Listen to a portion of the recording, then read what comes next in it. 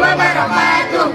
Perkenalkan, kami dari kelompok 3 dari 10-12 akan mempresentasikan hasil diskusi kami tentang kerajinan eksterior dan interior yang ada di Nusantara yang akan disampaikan oleh Miss Elsa, Fatwa, Nadine, Agis.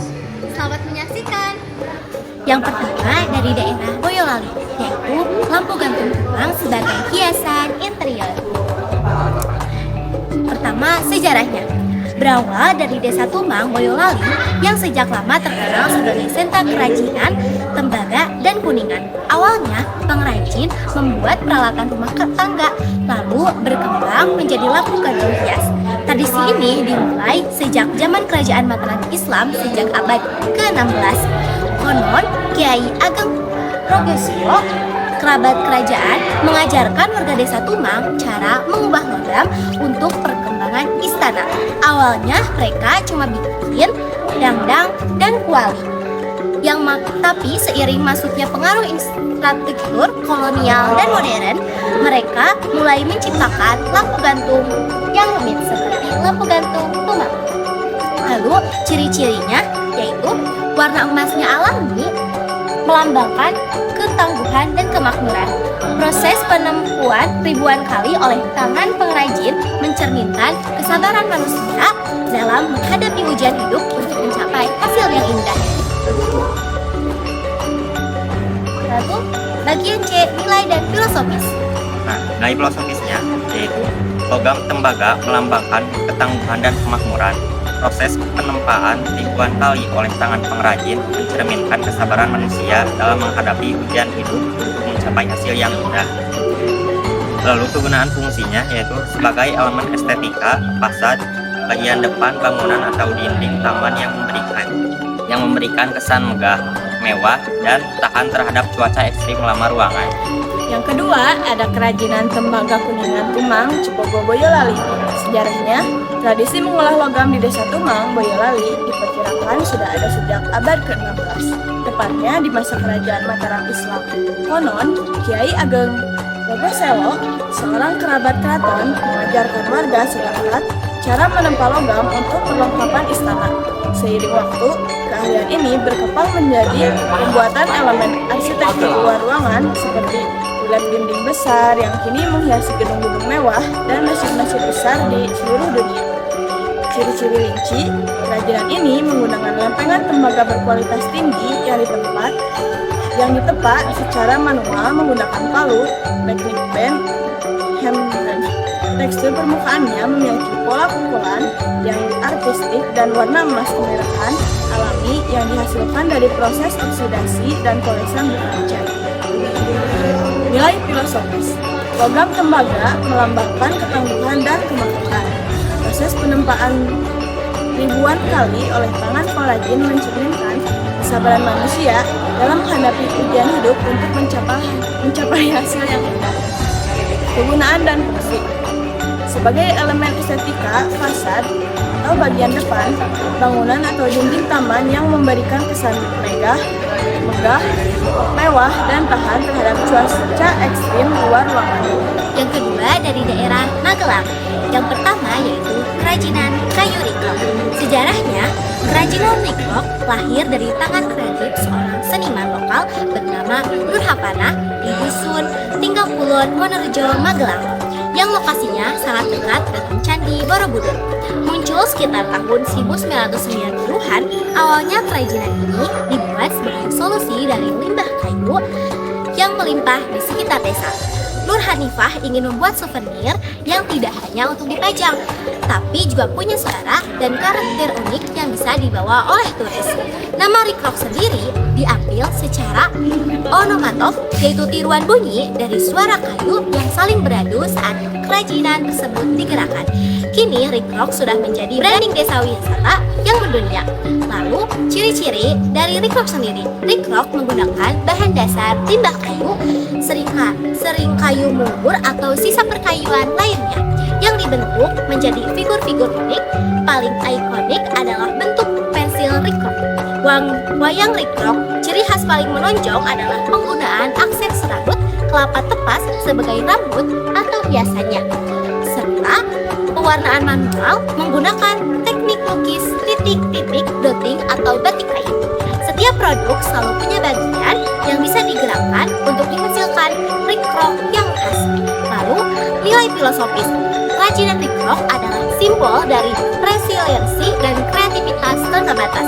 Filosofinya mengajarkan bahwa sesuatu yang dianggap limbah atau sampah jika kita disentuh dengan rasa dan seni bisa berubah menjadi sesuatu yang bernilai tinggi yang membahagiakan orang lain melalui suaranya. Nah, lalu kegunaan dan fungsi. Secara interior, rikrok berfungsi sebagai elemen dekoratif meja yang interaktif. Biasanya diletakkan di ruang tamu atau ruang kerja sebagai pajangan. B. Patung Arka Merapi Eksterior. A. Sejarah keahlian memahat batu di Magelang adalah warisan genetis dari para pembangun Candi Borobudur. Pada abad ke-8, setelah candi selesai, tradisi memahat tidak hilang. Warga Leceng Merapi terus memanfaatkan batu andesit lapa beku untuk membuat alat penggiling hingga patung-patung keagamaan dan estetika. B. Ciri-ciri rinci. Batu andesit Merapi punya pori-pori unik yang kalau kena air hujan justru makin terlibat eksotis dan berlumut alami. Patungnya sangat berat, solid, dan tahan api serta cuaca ekstrim selama ratusan tahun. C. Nilai filosofis. Batu dianggap sebagai elemen bumi yang paling stabil. Arka melambangkan keabadian dan pengingat akan kebesaran sejarah masa lalu. D. Kegunaan fungsi. Elemen eksterior utama untuk langkap tanam, memberikan kesan megah, tenang, dan bernyawa pada area luar rumah. Yang ketiga, A. Guci terakota Kasongan sebagai interior. Sejarah berawal dari peristiwa kematian dari pejabat Belanda karena seorang petani di masa penjajahan. Petani tersebut takut dan melepaskan hak tanah, yang kemudian ikut keluarga lain. Mereka akhirnya kehilangan lahan sawah dan beralih menjadi pengrajin tanah liat, yaitu gerabah untuk bertahan hidup. Pada tahun 1970-an, seniman Sabto Yodojo mengubah citra gerabah dari barang dapur jadi barang seni ekspor. Ciri-ciri rinci: menggunakan teknik pijat dan pitar.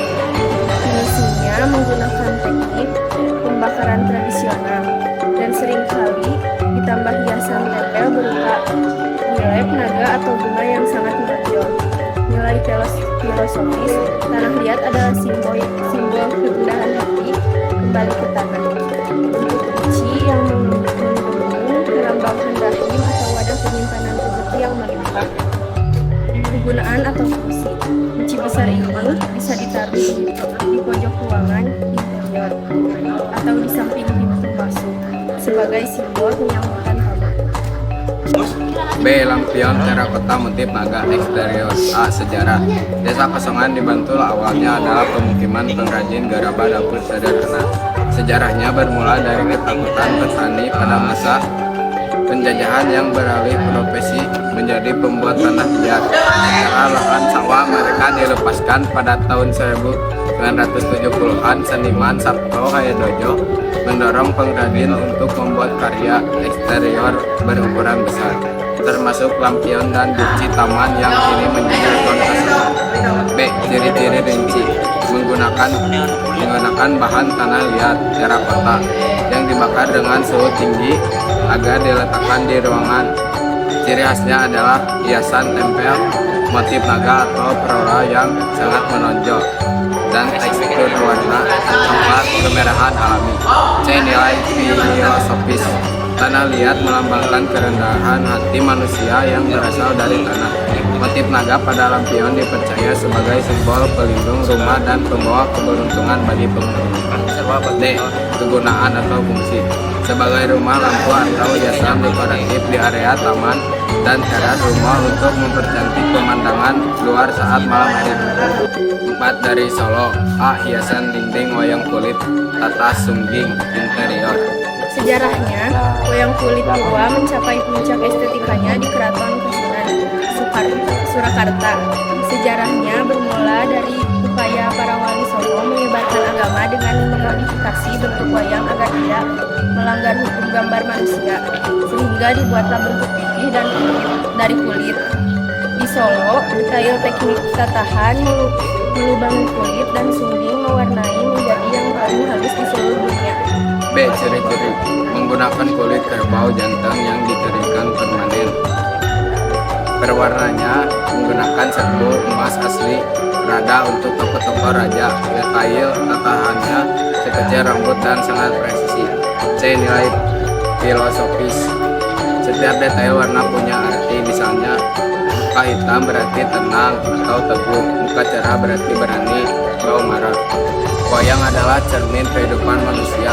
4. D. Kegunaan atau fungsi. Sebagai karya seni interior kelas tinggi yang dipajang di ruang kerja atau ruang utama untuk menunjukkan wibawa dan apresiasi terhadap filosofi hidup orang Jawa. B. Patung dua rapala eksterior. Sejarahnya yaitu penggunaan patung dua rapala di wilayah Solo berakar dari tradisi Hindu Buddha yang kemudian diadaptasi oleh kebudayaan Keraton Surakarta. Seniman pahat batu di wilayah Solo dan sekitarnya seperti Prambanan telah mewarisi teknik memeras batu andesit sejak zaman pembangunan candi-candi besar di Jawa Tengah. Ciri-cirinya yaitu terbuat dari batu andesit lava asli yang berwarna abu-abu gelap dan tahan cuaca. Wujudnya, raksasa membawa gada dengan posisi siaga, namun pahatannya lebih halus khas gaya Surakarta. Nilai filosofisnya yaitu sebagai penjaga pintu yang melambangkan perlindungan, maknanya adalah menyaring energi negatif agar hanya hal-hal yang baik boleh masuk ke dalam rumah. Kegunaan dan fungsi yaitu diletakkan berpasangan di depan gerbang atau pintu masuk taman untuk memberikan kesan megah, mewah, berwibawa, dan sebagai penolak bala. A. Payung gelis interior atau eksterior. A. Sejarah kerajaan ini mulai tumbuh subur di Tasikmalaya sekitar tahun 1930-an. Awalnya payung gelis adalah aksesoris wajib mojang gadis Tasikmalaya untuk melindungi diri dari panas matahari saat berjalan kaki. Pada masa keemasannya 1955 sampai 1968, hampir seluruh warga di wilayah Panyingkiran menjadi pengrajin payung ini.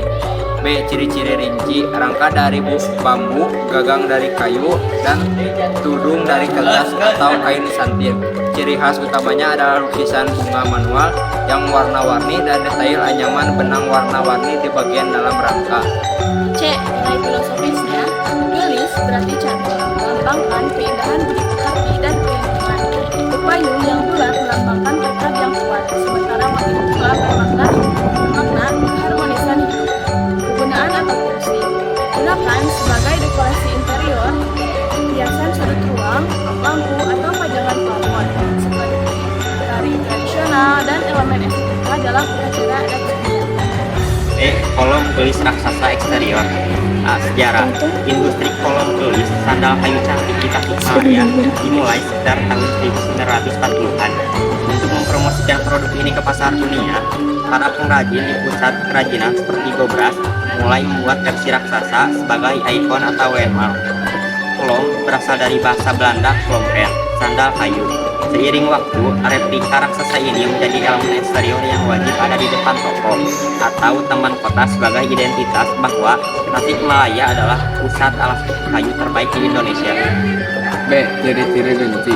Terbuat dari kayu utuh, albasia atau mahoni yang dipahat dalam ukuran besar. Ciri khas utamanya adalah ukiran bunga yang detail pada bagian atasnya dengan finishing cat atau pelitur mengkilap yang tahan cuaca. C. Nilai filosofis. Melambangkan langkah dan harga diri. Ukuran yang besar adalah simbol kebanggaan terhadap budaya lokal serta pengingat agar manusia selalu menjaga langkah perbuatan agar tetap indah dan martabat. Kegunaan dan fungsi digunakan sebagai titik fokus, focal point atau monumen di halaman depan toko kerajinan, taman toko, kota, atau tempat wisata sebagai identitas daerah sekaligus objek foto ikonik.